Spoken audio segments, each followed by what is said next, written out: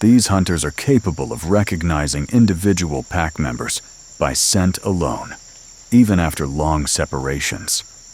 And their social structure is built on long-term bonds, not dominance like alpha male myth.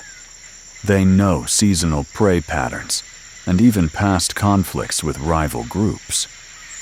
Older wolves play a critical role, guiding movement and decision-making through experience rather than strength.